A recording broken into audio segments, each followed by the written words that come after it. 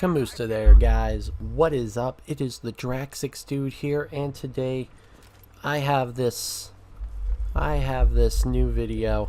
It's a doozy here, guys. It's a doozy. You guys probably have never thought of this, and maybe, you know what? Maybe this doesn't offend you. This doesn't grind your gears per se, but Battlefield has this type of map called the Golmud Railway Effect. Yeah, I know, it sounds really weird.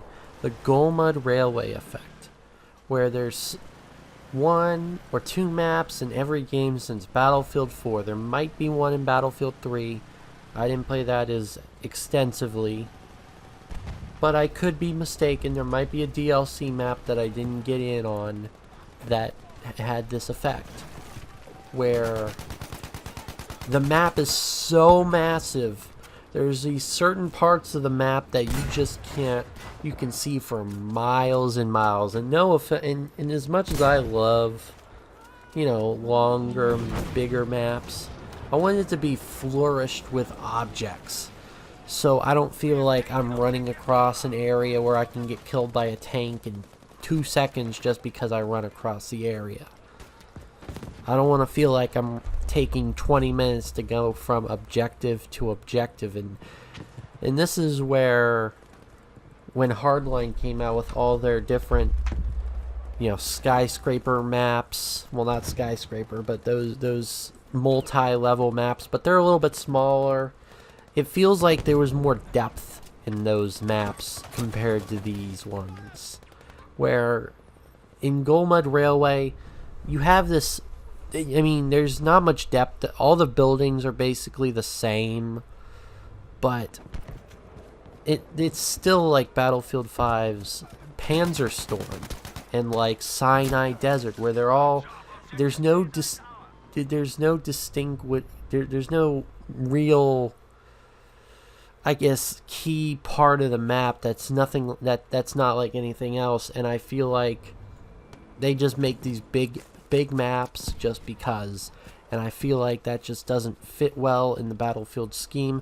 As much as I love big maps, and I do enjoy big maps, we gotta add some more details in here, especially considering when I'm running from objective to objective, there's absolutely no cover, and it takes away the skill part of it, where somebody can just sit at an objective and just sit on it and just stay there. And while it's really good from a tactician's standpoint, where you just grab an objective and you just stay there and wait for the enemy, it's just not fun. And especially it's not fun for people who are not on the objective, because try getting somebody off the objective when they're embedded into it, and that's a big factor where it's just not fun doing the same things over and over again.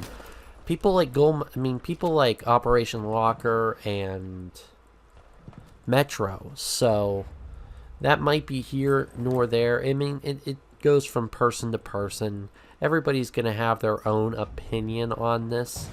And I believe the Golmud Railway Effect is a issue in of itself, where there's these big maps that don't really need all the, I mean, it needs more detail. Like, something this big needs a forest, something to run through where you got concealment, and maybe I would enjoy this map a little bit better. But as it stands right now, the map for me is just not fun. And I just don't find it really attractive when it comes to a Battlefield 5 map.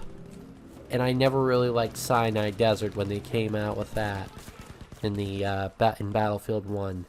And I wasn't really a big fan of Golmud Railway. It wasn't bad, but then again, I mean, with the automatic weaponry and the snipers, you know, being able to shoot from so much away, it was a little bit different. Golmud Railway for Battlefield 4 was different, but moving on from Battlefield 1 to Battlefield 5, these maps are, I don't think they have a place in this game.